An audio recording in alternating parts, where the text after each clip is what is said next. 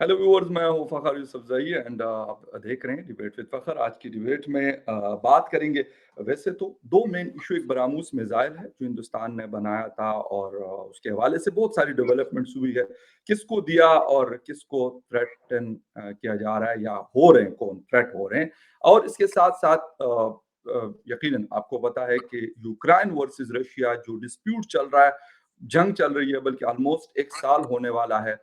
Zelensky जो यूक्रेनी president है, उन्होंने कॉल की है prime minister of India Narendra Modi ji को और उनसे हेल्प मांगी है कि आप अपना रोल प्ले करें। इसके ऊपर हम पहले भी काफ़ी सारे शोज़ कर चुके हैं और एक दफ़ा फिर हमारे साथ मौजूद है political analyst, political commentator from India Sumit Peer sahab. Sumit ji, thank you very much for joining the show. Thank you Fakhar भाई, thanks for the invitation sir. अच्छा सुमित जी, एक तो ये बताइएगा कि ये बरामूस मिसाइल फिलिपाइन को गालिबन आप लोगों ने उनके कोस्टल एरिया में एक सिस्टम लगवा के दिया हुआ है। एक तो इस हवाले से थोड़ा-सा हमारे व्यूअर्स को भी और मैं भी अपडेट हो जाऊँगा, क्योंकि पाकिस्तान में ना होने की वजह से यहाँ पे ऐसे लग रहा होता है कि हर चीज़ बिल्कुल ओके है, कोई अमन शांति है, कुछ भी नहीं है। यही मैं आया हुआ हूँ। तो जब हम अपने कंट्रीज़ में जाते हैं तो वहाँ हमें अंदाज़ा होता है कि नहीं यार, एवरीथिंग इज़ नॉट गुड। तो प्लीज थोड़ा सा इस हवाले से फिर रशिया और यूक्रेन की तरफ जाते जी, देखिए फगर भाई, शो पे बुलाने के लिए धन्यवाद। ये डील पिछले साल हुई थी, 354 मिलियन डॉलर की थी। इस डील में और अगर आप देखें तो इसका परचेज ऑर्डर ब्रह्मोस कॉर्पोरेशन अपने ट्विटर हैंडल पे डाला था। मैंने भी रिट्वीट किया था। मैंने भी अपने ट्विटर हैंडल पे परचेज ऑर्डर डाला था। डाला क्यों था? क्योंकि ये कहीं ना कहीं चाइना को उसकी औकात गिनाने के लिए ज़रूरी था। अब BrahMos best quality supersonic cruise missile है, जिसको रोकना किसी के लिए इम्पॉसिबल है। किसी के लिए भी इम्पॉसिबल है, स्पेशली चाइना के पास इसको रोकने का कुछ नहीं है। हैं। राइट। और ब्रह्मोस इतना पावरफुल है, अगर ये आप शिप पे दो लगाएं, किसी भी शिप पे दो मिसाइल जाए तो शिप के 100% डिस्ट्रॉय होता है। एक ब्रह्मोस में एक होता है एम मैन्यूवर, ये एम शेप में भी मैन्यूवर कर पाता है, जो यूनिक है। दूसरा लोअरिंग अराउंड, ये टारगेट के आसपास घूमता है और एम शेप मैन्यूवर करता है। इसीलिए इन दो फीचर्स के होते हुए इसको इंटरसेप्ट करना ऑलमोस्ट ऑलमोस्ट नामुमकिन है। अगर आप देखें तो ये इंडिया के पास एक गेम चेंजर मिसाइल है, वर्ल्ड की बेस्ट क्रूज मिसाइल में ये आती है। और इसको मांगने वाली करीब 26 से 27 कंट्रियां हैं, आपको बता दूं। 26 से जी। 27 मुल्क इसको मांग रहे हैं, पर ये हमारा एक यही हथियार है, हम इसको दे नहीं रहे। इसको फिलीपींस के देने का कारण क्या? फिलीपींस में एक इकोनॉमिक मैरीटाइम इकोनॉमिक जोन्स होते हैं, इकोनॉमिक जोन्स होते हैं, जिसको शायद 200 किलोमीटर फ्रॉम योर कोस्ट होते हैं। उसमें जो भी मछली, तेल, पानी जो भी है वो आपका है।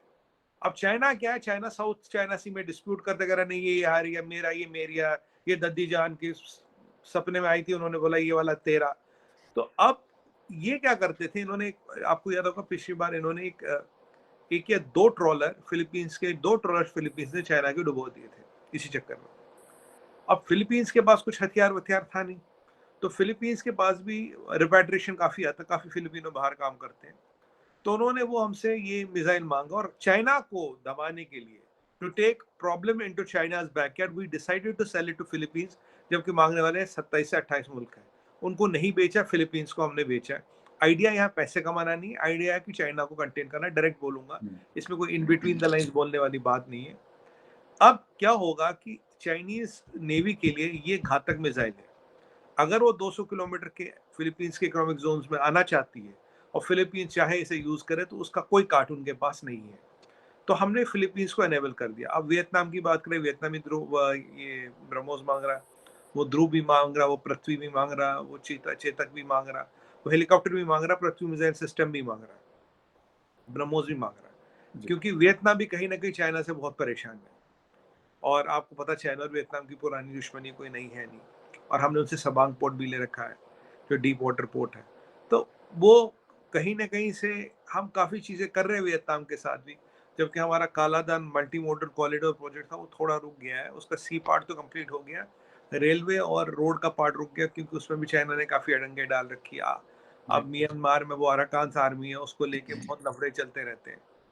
अब ये जो है, ये हमें वेपन्स एक्सपोर्टर भी बनाता। पहली बार हमारे मिसाइल्स एक्सपोर्ट होने लगे। कोई बम बंदूक, छोटी मोटी बुलेट प्रूफ वेसल्स हम्म। की बात नहीं, सीधे क्रूज मिसाइल हम एक्सपोर्ट कर रहे हैं।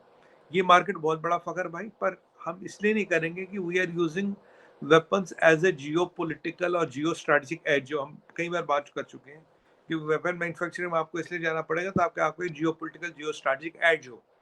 क्यों? और ये फिलीपींस को हमने इसलिए दिया कि फिलीपींस को ये चाहिए चाइना के खिलाफ, और चाइना को कहीं ना कहीं साउथ चाइना सी में कंटेन करने का इससे बेहतरीन तरीका हमारे पास था नहीं।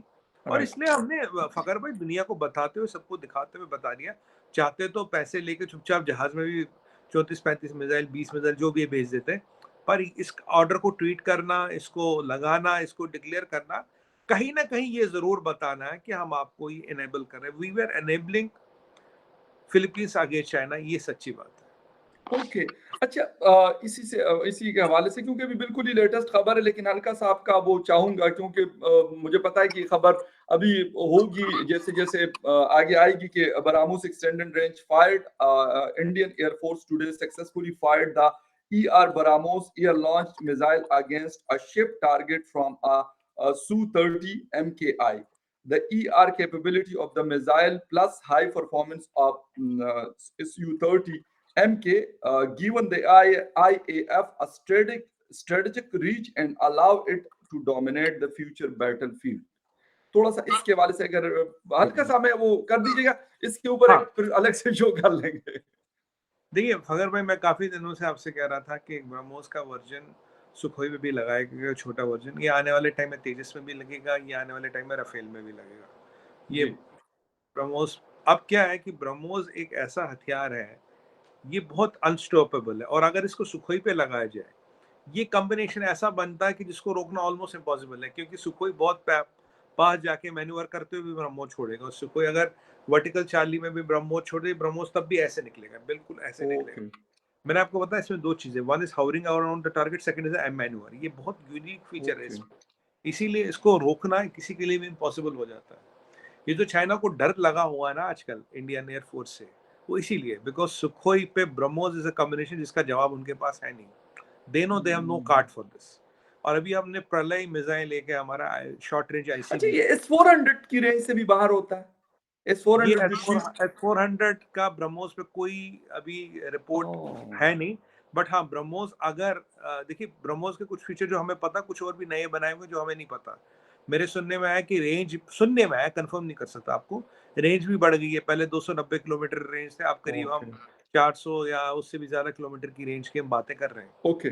तो अब ये जो रेंज बढ़ी है, कोई लोग कह रहे हैं कि भाई इसकी रेंज 800 किलोमीटर तक भी अनाउंस हुई है, नए वर्जन आए हैं, पर जो एयरक्राफ्ट वाला उसकी रेंज बहुत ज्यादा नहीं, उसे रेंज नहीं चाहिए, क्योंकि रेंज तो उसको एयरक्राफ्ट दे देता है ना, वहां तक ले जाके छोड़ने का काम है, फिर वहां तो जो डिस्टेंस बिल्कुल, कवर करना है लॉन्च टारगेट, करना है उसने। हाँ बस लॉन्च करना है। अब एयरक्राफ्ट क्या है, हिटिंग रेंज से दूर जाके ये ले जा सकता है और इसको लॉन्च कर सकता है। अब ओके। ये जो कॉम्बिनेशन है बहुत डेंजरस बनता है with the features of BrahMos we know which are in the public domain. तो ओके। अब ये वाला जो चीज है जो आप कह रहे थे कि भाई अब इस कॉम्बिनेशन का तोड़ चाइना के पास है नहीं, और हमने प्रलय भी लॉन्च किया था। प्रलय शॉर्ट रेंज आईसीबीएम है जिसकी रेंज 150 किलोमीटर है, और हमने ये लॉन्च किया था, अभी हमने डिप्लॉय कर दिया अगेन इन एलएसी।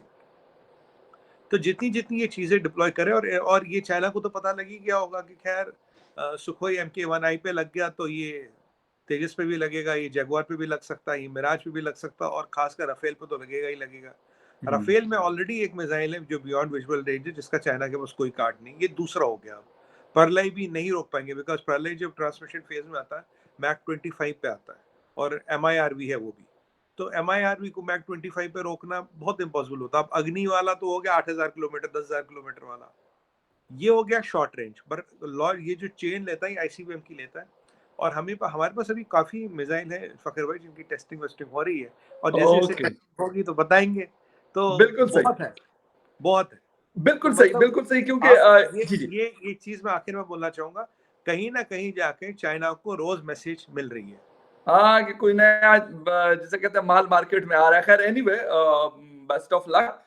लेकिन क्योंकि मैं तो खुद एक्सपर्ट नहीं हूँ, आप जैसे जो एक्सपर्ट्स होते हैं उनसे चले मैं भी सुनने को मिल जाता है और कुछ ना कुछ समझ भी आ जाती है। लेकिन ख़ैर एनीवे, सर अभी व्लादिमीर पुतिन और ज़ेलेंस्की दोनों के बीच में तो पहले भी आप बता चुके हैं, और अब तो ख़ैर सब कह रहे हैं कि ये अमेरिका और रशिया की जंग है। बीच में ये 2 हाथियों के बीच में आया हुआ है ज़ेलेंस्की, या फिर यूक्रेन को हम कहते हैं बड़ा खूबसूरत मुल्क, बड़े खूबसूरत लोग, लेकिन अनफॉर्चुनेटली अब पता नहीं कब ये जंग एंड हो। लेकिन बाकायदा अब उन्होंने ट्विटर पे लिखा है कि मैंने नरेंद्र मोदी जी प्राइम मिनिस्टर ऑफ इंडिया को कॉल की और उनसे मैंने रिक्वेस्ट की है कि सर आप रोक सकते हैं, आपकी बात शायद वो मान जाएंगे। मतलब इट्स अ बिग थिंग, क्योंकि अभी रिसेंटली वो अमेरिका से वापस आए हैं। इसका मतलब है, हो सकता है कि अमेरिकन प्रेसिडेंट ने उसको कहा है या कुछ हुआ है, क्या क्या चीज हुई है, बट ये बड़ी एक इंपॉर्टेंट डेवलपमेंट है रीजन के हवाले से। देखिए फखर भाई, बहुत बेहतरीन सवाल पूछा आपने, इसीलिए मैं उसको पॉलिटिकल पप्पू कह रहा हूँ शुरू से। तो आज आज ये बात प्रूव हो गई। मैंने कहा वो तो मस्करा है। आप उस दिन कह रहे थे पप्पू, तो उस दिन हम बात कर रहे थे 3 पप्पू हो गए जी जी मार्केट में। तो अब ये जो पॉलिटिकल पप्पू होते हैं ये बड़े खतरनाक होते हैं साहब। ये जी अपने जी देश के लिए, समाज के लिए बहुत डेंजर होते हैं। देखिए, राइट। आपका लीडर थोड़ा कम अक्ल हो चलेगा, आपका लीडर तेज हो बहुत अच्छी बात है, आपका राइट। लीडर एवरेज हो वो भी चलेगा। But okay. ये जो पॉलिटिकल डिजास्टर्स होते हैं बहुत खतरनाक होते हैं। हुआ क्या ओके। है, अगर आप इसके थोड़ा बैकड्रॉप में जाएं, यूएस खुश नहीं है, कह रहा है यार तुझे 8-9 महीने से सारा अलार्म, सारा साला ताम झाम दे दिया, सारे हथियार दे दिए, सब इंटेल दे दी, सैटेलाइट दे दिए, सब दे दिए, तुम कुछ कर ही नहीं पा रहे हो। सच्चाई ये है, पुतिन के पास आज 20 से 25% यूक्रेन पे कब्जा है। और मैं आपको शुरू हम्म। से कह रहा था उसको 25% यूक्रेन चाहिए फखर भाई। उस जैसे 25% यूक्रेन होगा, पुतिन बोलेगा सीज फायर। अगर आप हमारे पुराने वीडियो निकाले, मैं ये बोल चुका हूँ, आप यही हुआ 25% यूक्रेन आती, पुतिन ने बोला सीज फायर। पुतिन ने क्या किया? पुतिन ने अपने तेल का मार्केट सेट किया, पुतिन ने अपने कोयले का मार्केट सेट किया, पुतिन ने अपने रियल एस्टेट का मार्केट सेट किया। पुतिन का मेन मकसद है आर्टिक। जब दुनिया इधर उधर फंसी पड़ी थी, पुतिन ने आर्टिक पे अपना कब्जा जमा लिया। आर्टिक कमांड भी वहां खड़ी है उसकी, आर्टिक पे अपना कब्जा हम्म। जमा लिया। तेल कहाँ है फ्यूचर में, मिनरल्स कहाँ है, सब कुछ कहाँ है फ्यूचर में, सब चीजें आर्टिक में है। आर्टिक में जहाँ दुनिया इधर उधर भटक रही थी, रशियनों ने जाके हम्म। अपना कब्जा जमा लिया। 25% जमीन उसके पास आ गई। अभी भी वो अपने बड़े हथियार यूज नहीं कर रहा, कह रहा यार कि उसको नुकसान मेरा ही होगा, बनाना मुझे पड़ेगा। अब यूक्रेन वाला कह रहा जी मुझे 500 मिलियन से 1 बिलियन चाहिए, 1 ट्रिलियन चाहिए यूक्रेन को बनाने के लिए। भाई वो पैसा आएगा कहाँ से? 1 बिलियन की बात तो हो नहीं रही है। बिल्कुल। श्रीलंका को तो किसी ने 1 बिलियन नहीं दिया, तुझे 1 ट्रिलियन कौन देगा? बिल्कुल। अब ये गया था, अब इसको बोला तुम्हें 47 मिलियन का एड देंगे। 47 मिलियन का इसको लगा एड देके होगा क्या? जीतेगा तो तब भी नहीं है, जीतेगा ये तब भी नहीं। अब अमेरिका हम्म। अपनी नाक बचाने के लिए कर रहा है। अब इसको पैसे मिलते तो वो कहाँ से आते? वो यूएस ट्रेजरी से आते हैं। यूएस ट्रेजरी से जो बाइडेन ने कितना मांगा? 1.7 ट्रिलियन। 1.7 ट्रिलियन का क्या करेगा? 45 बिलियन 47 इसको देगा। ये खरीदेगा हथियार। हथियार कहाँ से आएंगे? डेमोक्रेट से। सारे हथियारों का कार कब्जा किसके पास है? डेमोक्रेट्स के पास है। हम्म। तो ये जो हमारे टोपी घूमती थी ना पहले, अब इन्होंने इन्होंने भी टोपी घुमाना सीख लिया। अमेरिकन टैक्स पेयर का पैसा कहाँ से वापस लाया जाए? हम्म। और ज़ेलेंस्की को क्या दिख रहा है? ज़ेलेंस्की को दिख रहा है कि अगर रशिया ने एक और हमला किया, जो मैंने आपको बोला था रशिया हमला बढ़ाएगा, आज कारगिल पे जबरदस्त हमला हुआ। हम्म। अगर रशिया हमला बढ़ाएगा, ये और लैंड लूज करेगा। और अभी ये लैंड लूज करा, फिर ये जिंदगी भी लूज हो करेगा। हम्म। ये सोच रहा है कि अब आके मैं बचा लूं। अब B4 लीडर्स में कौन कौन है? B4 में चाइना, इंडिया, रशिया और यूनाइटेड स्टेट्स ऑफ अमेरिका। देखिए, यूएसए के पास जा नहीं सकता, चाइना के पास हम्म। ये जा नहीं सकता, रशिया से लड़ रहा, तो बचा कौन? बचा इंडिया, आया मोदी जी के पास। और हम्म। आपको याद होगा फगर भाई, केवल 10 दिन पहले इसके ज़ेलेंस्की मिनिस्टर ने ट्वीट किया था कि तुम इतना रशिया से पैसा बचा रहे हो तेल खरीद के, तुम्हें हमारे लिए करना चाहिए, तो your blood is on our hand. तो मैंने उसको जवाब लिखा था, मैंने कहा व्हाट आर यू डूइंग? तुम अपनी जमीन पे, you are fighting America's war on your soil and with your blood. तो हमें कह रहे हो व्हाट आर यू डूइंग? तुम कर क्या रहे हो? हम तो भाई अपने नेशनल इंटरेस्ट में सस्ता तेल खरीद रहे, तुम क्या कर रहे हो? अमेरिका की लड़ाई अपनी जमीन और अपने खून से लड़ रहे हो। बिल्कुल, इतने दूर अब पार से ले आकर इधर लाए हो। हाँ, और अब ये देखिए, क्योंकि अब ज़ेलेंस्की को ये लग रहा है यार ये लड़ाई सस्टेनेबल है ही नहीं, मैं ही मरूंगा, मैं ही पिसूंगा, मेरे लोग ही पिस रहे। तो उसने क्या किया? अब उसने आंकलन लगाया, वो P5 के पास नहीं गया, वो यूनाइटेड नेशंस के पास नहीं गया, वो क्वाड Y2U2 वो किसी के पास नहीं गया, सिक्योरिटी काउंसिल के पास नहीं गया, UNHRC के पास नहीं गया, जी। WHO के पास नहीं गया, वो सीधा सीधा है मोदी जी के पास। उसे पता कि मोदी जी के कहने पे पुतिन ने लास्ट टाइम, जब पुतिन न्यूक्लियर वेपन्स की धमकी दे रहा था, तब मोदी जी ने बात की थी। तब ये ऑफिशियल CIA का डायरेक्टर कहता है कि मोदी जी के कहने के बाद Putin did not consider the use of nuclear weapons. अगर यहाँ न्यूक्लियर वेपन्स तक बात आ गई, पूरा वर्ल्ड रिसेशन में है, चाइना रिसेशन में, यूरोप रिसेशन में, अमेरिका रिसेशन में, मिला क्या? अब और सही बात ये फगर भाई, Zelensky could not deliver for west. जो वेस्ट को उम्मीद थी कि रशिया को क्रिपल कर देगा, खत्म कर देगा, वो तो हुआ नहीं। और रशिया तो आज ये भी कह रहा है जिन जो कंट्री ऑयल कैप मानेगी मैं उनको तेल नहीं बेचूंगा, और रशिया कह रहा है मैं अपना तेल सबको बेच रहा हूँ। तो बिल्कुल। यहाँ जो चीजें हुई, Zelensky could not deliver for west. अब वो चाहता मैं इससे जान कैसे छुटाऊं। अब वो समझ गया कि वो फंस गया। अब वो कहता मैं जान छुड़ाने के लिए पहुंच गया गांधी के देश। गांधी जी के देश आ गया तो मोदी जी के पास पहुंच गया, फोन किया। और आपकी सही। बार देखिए, आप स्टंट देखिए, आपकी बार उसने ट्विटर पे डाला है, मैंने जी फोन करके इनको बताया बिल्कुल। पापा पापा बचा लो। जी, जी, बिल्कुल आप ऐसा ही आप होगा। देखो, नहीं तो जरूरत नहीं थी डालने की। हाँ, बिल्कुल, जरूरत क्योंकि नहीं हेड थी। ऑफ द स्टेट्स है ना दोनों। हाँ ठीक है, मतलब वो ये आप, एक कमज़ोर मुल्क के कोई प्रेज़िडेंट बात है नहीं और ये पर एक बड़े डेमोक्रेसी और एक बड़े मुल्क के प्राइम मिनिस्टर, लेकिन फिर भी हेड ऑफ द स्टेट्स की जब बात होती है तो उसको मेरे वो ख्याल करने जरूरत की। नहीं है डाले। बिल्कुल। अब ये क्या दिखा रहा है, ये दोनों दोनों तरफ से खेल रहा है।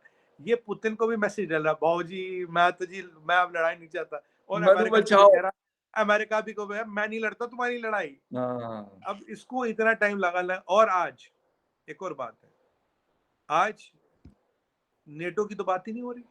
नेटो की हाँ। तो बात ही नहीं हो रही। नेटो कहाँ है आज?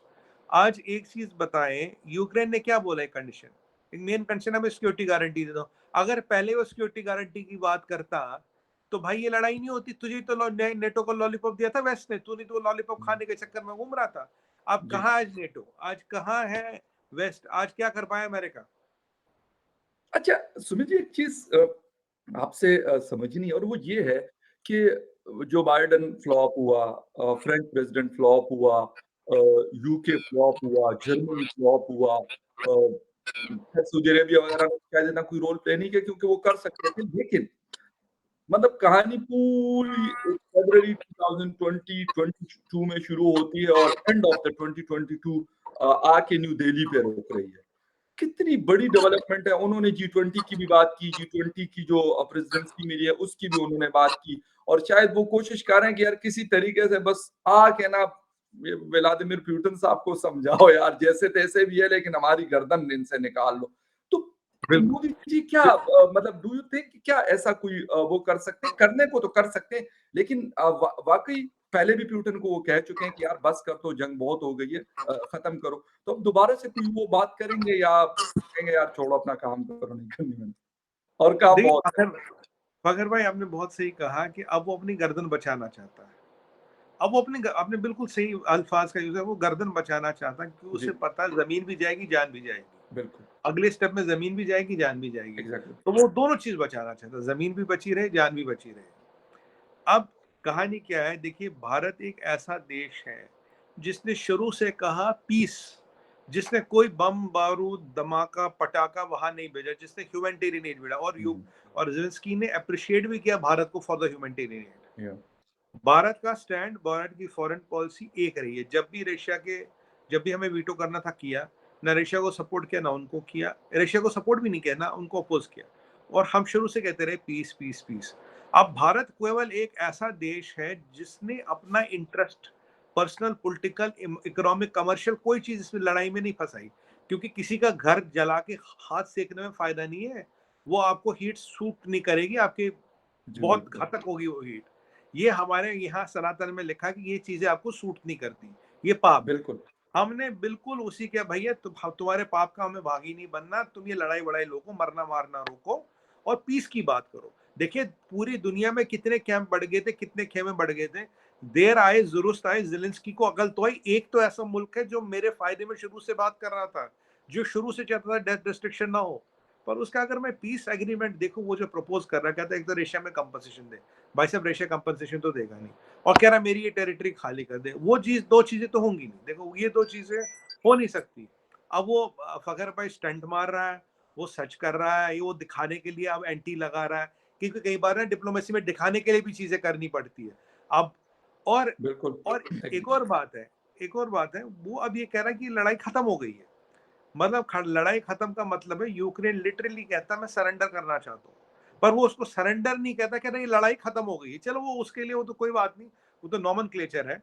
बट ये दो चीजें जो उसने फांस आगाई है कि ये रशिया मेरा कंपल्सरी और टेरिटरी वापस करे। पुतिन साहब का सिंपल आ गया, भाई हमने आज तक किसी की टेरिटरी वापस नहीं की और हम अपनी शर्तों पे चलते हैं। और आज या कल में लड़ाई बढ़ गई है कारगिल में। तो अब वेस्ट के लिए भी ज़ेलेंस्की डिलीवर नहीं कर पा रहा। और अमेरिकन तो आप जानते कैसे हैं, वो तो आधे समंदर में ले जाके बोलेंगे डीजल खत्म हो गया, कूद अब तैर के वापस जा। आपको कश्ती में बिठाया, आधे समंदर में लेके बोले भाई पेट्रोल खत्म, कह रहा भाई साहब मैं क्या करूं, कहता क्या तैर के जाओ।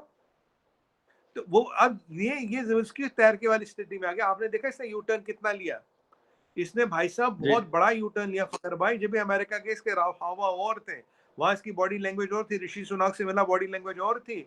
और ऐसा एग्ज़ैक्टली। क्या हो गया कि 24 घंटे में फोन करने लगा सर बचा लो। और अब वो ट्विटर पे डाल रहा है, ट्विटर पे इसने दुनिया को जाना सर मैं तो लड़ना ही नहीं चाहता, मैं तो चाहता हूँ पीस हो जाए। अब ये अच्छा, इंडियन अब क्लाउड यूज कर रहा है अपने यहाँ पे फायदे के लिए। यूएस, सुमित जी, यहाँ यूएस का रोल क्या आपको नज़र आ रहा है कि अब वो क्या करे? क्योंकि आपके साथ उनके भी बड़े करीबी ताल्लुकात है, IU2U2 का मेंबर हैं, आप मेंबर हैं, वो मेंबर हैं। इसके साथ-साथ क्वाड के मेंबर हैं, स्ट्रेटेजिक पार्टनरशिप है, ये सारी चीज़ें हैं। तो यहाँ पे क्योंकि यूएस ने नहीं कहा, हालाँकि कहना मेरे ख़्याल में उनको चाहिए था, ये बात उनको करनी चाहिए थी, लेकिन उन्होंने नहीं की। लेकिन बेचारे जिसकी गर्दन फँसी हुई है, तो वो कह रहा है कि यार कुछ ना कुछ करके मुझे दो और मुझे निकालो यहाँ से, जैसे-तैसे भी है मुझे निकालो। तो उनका रोल आपको यूएस का क्या नज़र आ रहा है, जो बाइडेन एडमिनिस्ट्रेशन का? देखिए देखिए यूएस में दो दो समस्याएं हैं जो अभी कुछ टाइम में फखर भाई पब्लिकली आ जाएंगी। यूएस का जो इंफ्रास्ट्रक्चर है सारा डिप्रिशिएट हो चुका है। यूएस को करीब मेरे हिसाब जो मैंने आकलन लगाया है, करीब 10 से 20 ट्रिलियन डॉलर चाहिए इंफ्रास्ट्रक्चर में डालने के लिए। 10 जी, से 20 ट्रिलियन डॉलर, क्योंकि इंफ्रास्ट्रक्चर विद टाइम डिप्रिशिएट होता है, आपका खत्म हो जाता है। और आपको हर साल करीब-करीब 1.7 ट्रिलियन डॉलर लगाने पड़ेंगे 10-15 साल तक इकोनॉमी में पंप करने पड़ेंगे, इकोनॉमी को खड़ा करने के लिए। मेंटेन करने के लिए। हाँ, तो ये अगर अगर जिस हिसाब से अभी यूएस चल रहा है 2023 के एंड में उनका क्यूमुलेटिव डेट करीब-करीब 34 ट्रिलियन डॉलर हो जाएगा। तो वो चाइना के बहुत आस-पास आ जी, जाएँगे। चाइना 45-50 के आस-पास जो भी है, क्योंकि चाइना तो भाई खुदा ही जाने क्या है, बट यूएस के आस-पास वहाँ पे आ जाएँगे। तो जो बाइडेन के टाइम में यूएस का बहुत बड़ा डिबैकल हो जाएगा ये। It will be a debacle in Joe Biden's time. US ने 1.7 ट्रिलियन डॉलर मांग तो रहा जो बाइडेन ट्रेजरी से, उसके पास पैसे हैं नहीं, ट्रेजरी से मांग रहा है, वो रिजर्व से निकालना चाहता है। पर सबको पता है कि यार 47 बिलियन डॉलर जो ज़ेलेंस्की को हुँ, दोगे वापस तो यहीं आएंगे हथियारों के माध्यम से, राइट? और हथियार किसके हैं, हथियारों को कौन कंट्रोल बिल्कुल। करता है ये भी सबको पता है। पब्लिक रेजिनमेंट भी हो रहा है, इलेक्शन 2 साल आगे है। हुँ, तो यूएस भी अब चाहेगा कि ठीक है पैसे आए आए ना आए कोई बात नहीं, जान बची रहे, सरकार चलती रहे।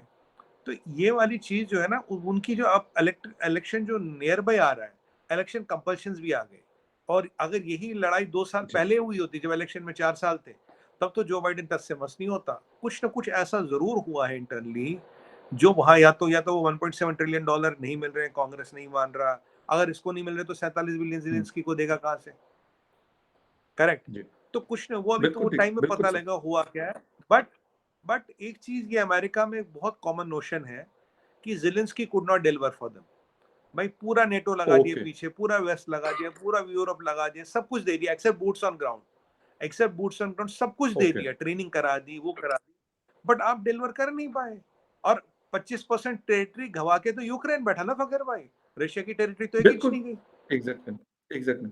बिल्कुल ठीक। और अब देखते ये हैं कि न्यू दिल्ली से प्राइम मिनिस्टर मोदी जी जो हैं वो क्या रोल प्ले करते हैं, क्योंकि पहले भी उन्हीं के हवाले से शुरू-शुरू में भी जब ये बात काफ़ी बढ़ गई थी, तो उनसे काफ़ी सारे लोगों ने एक्सपेक्टेशंस लगाई थी और उन्होंने अपनी कोशिश भी की थी। लेकिन एक बात उन्होंने बड़ी क्लियर की थी कि मैं जाके कोई व्लादिमीर पुतिन, उन्होंने ये नहीं कहा था, लेकिन मतलब उस बात का मतलब ये था कि वो कोई जाके गिरबान नहीं पकड़ सकते। हाँ, एज़ ए दोस्त मुल्क या उस एज़ ए दोस्त मुल्क के प्रेज़िडेंट के तौर पे वो बात कर सकते हैं और एक लेवल है दोनों का, तो वो बात करेंगे। बाकी अब ये नहीं हो सकता कि वो जाकर दरमियान में खड़े हो जाए और हाथ उठाकर, नहीं जी नहीं, आपने नहीं गोली चलानी। तो ख़ैर ये बहुत बड़ी बात है, किसी और ने नहीं की ये कोशिश, उन्होंने की। अब गालिबन मुझे लग रहा है कि शायद पुतिन ने जो अपनी कंडीशन-वंडीशन है शायद वो रख लें और उनकी नरेंद्र मोदी जी की वो बात मान लें, और अगर मान ली, तो मेरे ख़्याल में इससे दुनिया का तो बहुत ही बड़ा फ़ायदा होगा और बहुत बड़ा फायदा नरेंद्र होगा। मोदी जी का जो कद-काठ है, वो मज़ीद बढ़ेगा। मेरे ख़्याल में इस चीज़ से बहुत बढ़ जाएगा और सब लोग including me as a Pakistani मैं कह रहा हूँ कि सबको उसकी, जिसे कहते हैं, फ़ायदा मिलेगा और सुख का सांस सबके सब लेंगे, क्योंकि अमन आएगा तो उससे सबको फ़ायदा होगा, क्योंकि जो इन्फ्लेशन है और ये सारी चीज़ें हैं, सबका जीना हराम किया हुआ है, सब मुश्किल में है। ख़ैर एनीवे देखते हैं कि क्या होता है इन फ्यूचर। सुमित जी, आपके टाइम का बहुत शुक्रिया, आपने शो जॉइन किया। And viewers, thank you very much for watching. Debate with Fakhar सब्ज़ी की शो डिबेट में फिर मिलेंगे, तब तक के लिए take care and bye. Thank you Fakhar भाई। थैंक यू सर, बहुत शुक्रिया।